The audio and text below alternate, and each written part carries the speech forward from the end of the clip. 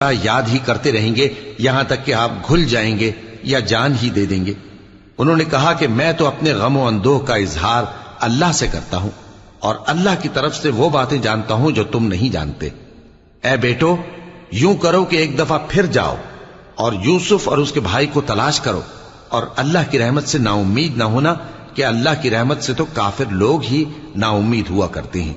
پھر جب وہ یوسف کے پاس گئے تو کہنے لگے کہ اے عزیز، ہمیں اور ہمارے اہل و عیال کو بڑی تکلیف ہو رہی ہے اور ہم یہ تھوڑا سا سرمایہ لائے ہیں، آپ ہمیں اس کے عوض پورا غلہ دے دیجئے اور ہم پر خیرات کیجئے کہ اللہ خیرات کرنے والوں کو ثواب دیتا ہے۔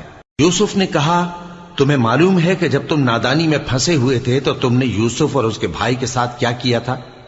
وہ بولے، کیا واقعی تم ہی یوسف ہو؟